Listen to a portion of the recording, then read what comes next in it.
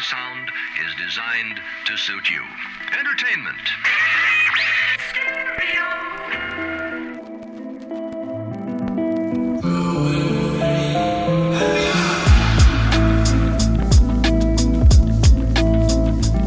Oh no, it wasn't the airplanes. It was beauty killed the baby.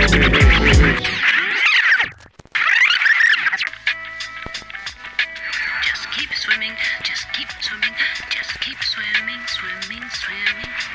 You make me want to be a better man. Yippee-ki-yay, motherfucker. I see dead people. That's good. Why so serious? I am serious. And don't call me Shirley. Hasta la vista, baby. You're still alive. Of course I'm alive. No one can defeat me. Olá! Esse é o Cinefilia e Companhia com mais um dos seus episódios de Dicas da Semana. Meu nome é Hugo Harris e eu vou introduzir cada um desses momentos culturais dos nossos participantes. O primeiro é meu, é uma HQ chamada Meta, Departamento de Crimes Metalinguísticos, dos autores Marcelo Saravá, André Freitas, Omar Vignoli e Davidson Manés. A editora é a Zarabatana Books. E aí devo confessar para vocês, eu não conhecia esse livro não. Eu fui procurá-lo porque primeiro, ele ganhou o Jabuti do ano passado, de 2021, como melhor livro de história em quadrinhos. E eu me atraí também pelo tema, porque eu gosto muito de metalinguagem e eu queria entender o que era esse departamento de crimes metalinguísticos. E aí, gente, me deparei com um livro muito interessante. Eu vou contar rapidamente a sinopse, porque daí eu vou amarrar com o que realmente ele trouxe de interessante para mim. É a história de um crime que acontece, um assassinato que acontece, seguido de sequestro. E aí os suspeitos são os personagens de história em quadrinhos criados pela pessoa que foi sequestrada. Quem vai revelar isso são os membros de um departamento que investiga crimes realizados por histórias em quadrinhos, por personagens de histórias em quadrinhos. Que pode acontecer esse crime tanto dentro dos quadrinhos, quanto também quando há essa extrapolação do personagem de quadrinhos sair para o mundo real. Só que não se trata apenas disso, O que me interessou mais foi como que esses autores brincaram dentro da estrutura da história em quadrinhos para mostrar esse flerte entre realidade e o quadrinho em si. Então eles ficam o tempo todo fazendo com que essa interação entre esses dois mundos se dê. Isso vai acontecer pelo texto, pelos personagens, pelos enquadros, pelos balões, pelas regiões de texto, tudo isso, as cores, as texturas, tudo isso trabalha para nos dar a sensação de que nós estamos num segundo e terceiro nível, sendo que o primeiro nível somos nós, o segundo nível é o quadrinho e o terceiro nível é o quadrinho que está dentro do quadrinho, porque o quadrinho anterior, que é o que a gente lê, seria um suposto mundo real.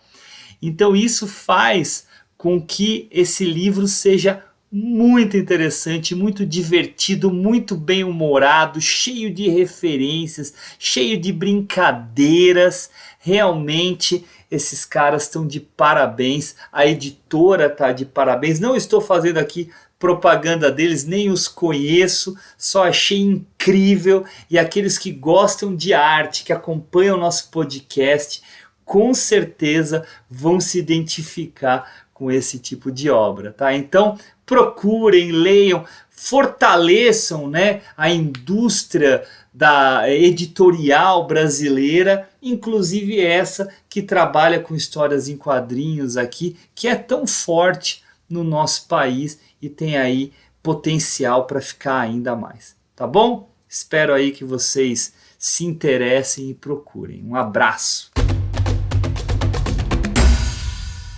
A segunda dica é da Juliana Varela, é o box O Castelo Animado, que são 3 livros da Diana Wynne Jones. Oi pessoal, minha dica de hoje é um combo de 3 livros reunidos recentemente num box pela Galera Record, que é o box O Castelo Animado, da autora Diana Wynne Jones. E eu começo contando como eu descobri esse pequeno tesouro.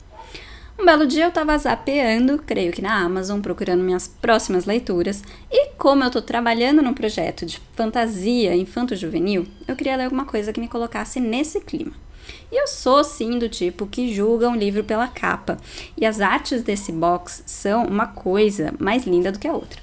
Então eu cliquei para saber mais. E na descrição eu descobri que essa autora, de quem eu nunca tinha ouvido falar, mas cujo livro eu tinha ouvido falar, que inspirou uma das minhas animações favoritas, que é O Castelo Animado, ela foi uma britânica que estudou literatura com ninguém menos que C.S. Lewis e Tolkien. Apesar de a gente saber que, nesse caso, pode ser que ela só tenha visto umas palestras ou estado na mesma universidade que eles durante os mesmos anos, vai saber. Mas essa mitologia toda me atraiu, e mais alguns elogios de nomes como Neil Gaiman, Terry Pratchett e tal, isso tudo me intrigou, e eu resolvi dar uma chance. E conhecer essa autora que tinha escrito coisas como as que eu quero escrever, e ocupado os mesmos espaços desses autores, mas que não tinha se tornado tão conhecida. E eu não me arrependi nem um centavo. Pelo contrário, eu devorei cada livro em pouquíssimos dias e me diverti horrores. Então, vamos lá, do que se trata? Esse box ele é composto de 3 livros. O Castelo Animado, que deu origem ao filme de mesmo nome do Miyazaki pelo estúdio Ghibli. O Castelo no Ar, que apesar do nome não inspirou o filme quase homônimo do Ghibli. E A Casa dos Muitos Caminhos. Cada uma dessas histórias é independente e acompanha personagens completamente diferentes, mas elas pertencem ao mesmo universo e se conectam em muitos pontos. Aliás, a forma como ela te surpreende trazendo essas conexões é uma lição para quem quer pensar em universos ficcionais sem soar falso, forçado ou repetitivo. O Castelo Animado é a história de uma moça que trabalha numa loja de chapéus da família dela e um dia é enfeitiçada por uma bruxa e transformada numa velha. Ela vai, enquanto velha, trabalhar no castelo de um mago, que é o tal do Castelo Animado, porque ele se move. E lá, ela faz um acordo com o demônio do fogo para tentar reverter o feitiço dela em troca de um favor para ele. Então é uma história cheia de elementos mágicos, com alguns absurdos e com um humor sarcástico que é a cara dos britânicos. Então, se você gosta, já sabe. O Castelo Noir conta a história de um mercador de tapetes num clima bem Aladdin. Inclusive, você fica até se perguntando se a animação da Disney não bebeu um tiquinho do livro da Diana, porque o filme saiu uns 2 aninhos depois. Mas enfim, esse mercador um dia consegue um tapete voador, um tapete mágico. E ele vai viver algumas aventuras com esse tapete envolvendo um gênio, envolvendo um djinn, que é um tipo de gênio também, mais alado e maligno, e um monte de princesas, todas elas com muita personalidade e ótimas ideias. O último livro, A Casa dos Muitos Caminhos, mostra uma menina que é mandada para cuidar da casa do seu tio-avô, que é um mago, e que está doente e saiu para se cuidar. E nessa casa, cada cômodo só pode ser acessado fazendo um movimento muito específico, tipo abrir a porta e dar 2 passos para a esquerda, ou abrir a porta, dar um para a direita e um pulinho, enfim. Tudo funciona na base de segredinhos mágicos, só que ela não conhece esses segredos. Então ela vai tentar cuidar dessa casa sem muito sucesso, mas ela também não tenta muito, porque ela é uma adolescente mimada e preguiçosa que ama ler acima de tudo. Enfim, o que essas 3 histórias têm em comum, além do fato de pertencerem ao mesmo universo, é que são todas de uma esperteza e de um humor irresistíveis e que me fizeram respeitar bastante a autora. Para quem procura uma leitura bacana para apresentar para os filhos, ou mesmo para si mesmo, se você gosta de fantasia e quer uma coisa leve e criativa para ler, eu recomendo. Os livros existem separadamente também, nas mesmas edições e com as mesmas artes, então, se você quiser experimentar só um, é uma opção. Eu gostei de todos, mas recomendo sempre começar pelo primeiro, que é O Castelo Animado, justamente para você pegar essa coisa do universo que vai se construindo a cada livro. Isso aí, minha recomendação é a autora Diana Wynne Jones. Fica a dica. E a terceira dica é do Henrique Pires, o filme Sin City, dirigido pelo Frank Miller e pelo Robert Rodrigues. Olá, turminha! Bom, minha dica de hoje é o filme Sin City de 2005, direção de Frank Miller e Robert Rodrigues. E esse filme é a adaptação dos quadrinhos com o mesmo nome, do grande e genial desenhista Frank Miller. Bom, eu não sou um especialista em quadrinhos, mas esse filme à época me chamou muita atenção. Para quem não sabe, Frank Miller era um dos grandes desenhistas na década de 80. Enfim, fez grandes quadrinhos como Batman, o Cavaleiro das Trevas, Demolidor, Elektra, Martha Washington e o mais conhecido talvez, Os 300 de Esparta, que também virou filme com o diretor Zack Snyder. Pois bem, nos anos 90, Frank Miller fez o quadrinho Sin City, composto por 7 volumes. E esses quadrinhos são todos PBs, com traços entre claro e escuro e alguns elementos coloridos, dependendo da personagem ou do cenário. Frank Miller, à época, escreveu o roteiro, desenhou os quadros, deste que seria um dos quadrinhos mais famosos de todo o tempo e cultuado até hoje. Um HQ noir, ilustrado em alto contraste, sem tons de cinza. Foi então que Robert Rodrigues, entre 2003 e 2004, quis fazer a adaptação de 3 volumes da série em quadrinhos Sin City: The Hard Goodbye, The Big Fat Kill, That Yellow Bastard, para o cinema. Pois bem, à época, com a preocupação de uma identificação muito grande com os quadrinhos, Robert Rodrigues opta por fazer o filme na sua maior parte em croma, para fazer um trabalho de pós-produção, e que se resultou num trabalho magnífico. No filme, Robert Rodrigues tenta respeitar ao máximo a ideia que tem nos quadrinhos, e por isso ele não se apega muito nas complexidades das personagens, né? Faz com que a violência ali gerada naquele universo seja extremamente estilizada e extremamente violenta. Mas isso não tira o requinte e a beleza do filme. Pelo contrário, enaltece o trabalho magnífico de Robert Rodrigues e Frank Miller. E mais, Quentin Tarantino foi convidado a dirigir uma sequência, pois Robert Rodrigues e Quentin Tarantino já haviam feito vários trabalhos juntos antes. Sem contar o elenco magnífico que tem no filme, como Bruce Willis, Elijah Wood, Jessica Alba, Mickey Rourke, Clive Owen, Rutger Hauer, Benício Del Toro, enfim, entre outros, um elenco estelar. Para a produção de Sin City, Robert Rodrigues fez de tudo um pouco.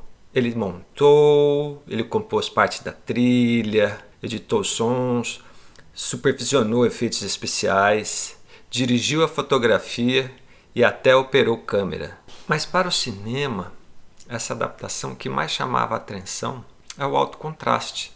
Enfim, até então, a cinematografia nunca tinha explorado da forma como Robert Rodrigues explorou.